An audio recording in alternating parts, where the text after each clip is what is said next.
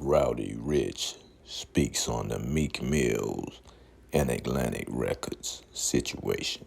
Let's get into the clip. Keep it real with you. Uh-huh. I love you as an artist. Uh-huh. But the first time I ever seen you was Meek on Meek's page. Okay. Promise you. Uh-huh. And bro, I found you when he posted you, just walking with a bunch of people around you. I said, damn, that shit fire, nigga. Uh-huh. I'm gonna keep it 100. Everybody, me and Meek, we had our issues, but we cool. It's whatever. And at a point, I did think that there was gonna be a situation there. I know there's a lot of business between it. Uh-huh. But what Meek tweeted recently was an indictment on your label. But you have a good relationship with your label. Yeah. And he said he felt that your label kind of robbed him of maybe a situation with you. Yeah. You've addressed this before, though. But it didn't feel like that was the case. Mm-hmm. Do you have a different perspective now that you see his perspective? I mean, I called me as soon as that shit happened. FaceTime. Got his number, FaceTime. What's going on, bro? He gave me the whole rundown.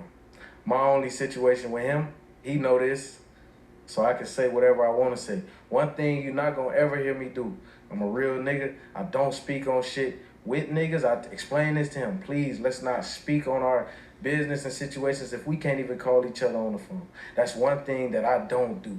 If I can't call you on the phone as a man, be like, hey, I feel like this, I feel like that, you feel like this, you feel like that, I never speak on it. Even if I don't fuck with you like that. Even if I fuck with you, I'm never gonna speak on it if I can't have that communication, that open dialogue where you understand me and I understand you. So I made that shit clear to him and he understood that shit. And we just had a conversation just about his perspective of it. And it was a valid point, valid situation with what he got going on. His situation with Atlantic is not my situation with them. So I But can't. there was a point you had a dream chaser chain. For sure. But that's because he fucked with me. To the fans. Uh-huh. You know what I mean? I'm one for them, one for that. So I'll be seeing what's going on behind the scenes. But as a fan, when I see if I see him give a chain to a nigga who I see him posting, man, I'm assuming there's gonna be some situation. And I'm gonna be honest with you. And I'm gonna shoot Meek some bail. And by the way, again, me and Meek ain't the best of friends. We ain't enemies either. But I do think his perspective on the industry, for example, I've seen him have two gripes. Like with the situation with you. Not with you exactly, but just how it went out with you. And like Melly.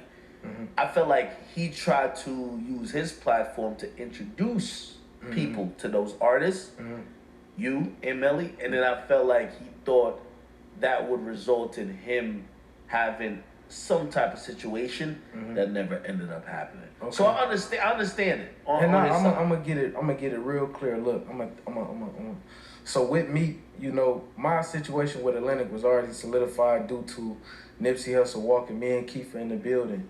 You know what I'm saying? He gave us that big brother love, that big brother hug, ain't never wanted nothing from us. You get what I'm saying? All money in. I was really supposed to be all money in. I can show you a picture where I had the Dream Chaser chain and the all money in chain on at the same time. While he working on Victory Lap at the Studio Encore in Burbank, I'm fucking with him, pulling up on him. He telling Bird like, we need to let's construct. You should have been on Nipsey shit. Let's construct a little situation. Okay. I ain't gotta be an all money in artist. It's a difference. I could be managed by all money in, meaning that situations, certain things that I might get myself into, he might have his hands in it. But it's a lot of shit that man did for me. He ain't never asked for nothing back. I ain't saying that he wasn't gonna ask for nothing back, but it's a lot of shit that he did for me. We talking about Nipsey or we talking about Meek? Talk about Nipsey. Okay.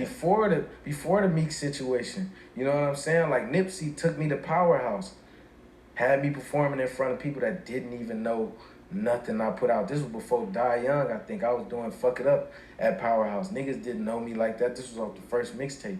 You get what I'm trying to say?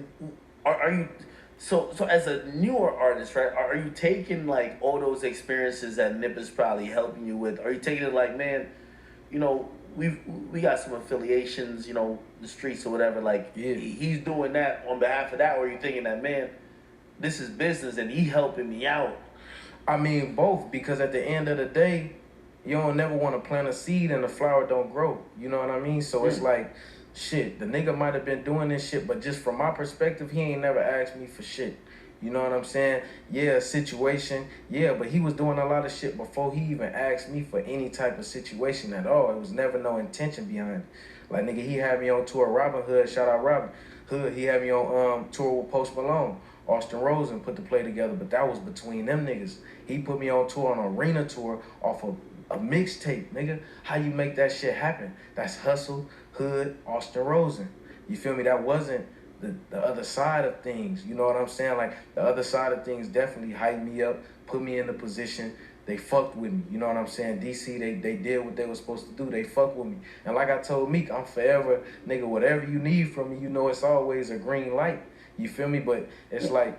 So where and how, again, I'm kind of asking in a fan perspective because I know how I got introduced to you.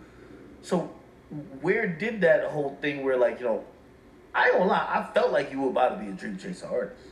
Like, Yeah. where did that come from then? Because, you know, I talked to Meek when he was in jail. I talked to Meek when he was in jail. I had him on the phone. Dallas put me on the phone with Meek. You know what I'm saying? He put me on the phone with Meek, set us up when he came to LA for the first time since he was out. I pulled up on him. We caught a vibe from the beginning. But my whole point is just like, hey, you know, do things not with the intention of like receiving shit, man. Do shit from the kindness of your heart. And Meek is the type of nigga to do everything from the kindness of his heart. But I just don't want the blogs and the narrative to think like, oh, he, you know what I'm saying? He felt like he was robbed, this and this and that. That problem is with them people. That's not with me. You know what I'm saying? Like, our shit was like more genuine. So whatever had to happen on the back end, that's not gonna affect me. I'm gonna get all the money I ever made from them. I'm gonna get it regardless. And that was his point. Like, he's making his money. He gonna do that shit regardless. Y'all split. Whatever they did, you know what I'm saying? That's what they did. But that situation really, it has to do with them. Like, that really don't got nothing to do with me because Does Atlantic approach you and say, because this is what I would do if I'm Atlantic. I would approach you and be like, yo, man, Meek tweaking right now, yo. Could you just like could you let people know that we're good? Because, you know, obviously, if you came out, you're like, but I yo, feel listen, like I'm we cool all with Atlantic, good, but to keep though. it real, man, Meek did a lot for me. They should have cut that nigga a check. If you come out and say that, Atlanta look a little weird, but you clearly, your business is good. I mean, I just feel like my business is good. One thing I'm never gonna do is talk about anybody. I told you in the beginning of this situation, I'm never gonna talk about another nigga situation because I don't know what the fuck he do. Just like he don't know what I do. I'll probably go ask Atlantic for a bag after we get off this interview. I need a bag for this, that, and the third. Then cut the check, whatever. You get what I'm trying to say? So it's like, he may have his own instances outside of my situation. My situation just may be the situation to make them listen to a close ear because I'm the guy over there. You know what I'm saying? Like, my situation may be the door to kick it down or whatever, but I just feel like his situation is more so with them. It really ain't with me. Like I said, I tweeted and told him I'm a dream chaser for life, paperwork or not. I'ma always stand behind that nigga, rock behind that nigga. Ain't nothing with me. He could pull up on me, talk to me, whatever. Like, just as long as we got that understanding, it ain't shit. And if I could go back and do shit all over again, I'd do the shit the same. I wouldn't do nothing no different. The partnership with Atlantic Records just came about. You know, Nipsey kind of showed me the way to kind of maneuver through, you know, when you're doing your business relationships with different labels and stuff like that. So, you know, Bird Vision and Atlantic have partnered together. Now we'll be bringing like better quality music, you know. Damn, you got a partnership with them, man. That's dope. That's big, homie. Congrats on that power move. You know what I'm saying? He making power moves out here, double R. You know what I'm saying? Hey, thanks, man. Don't forget to like, subscribe, and leave a comment.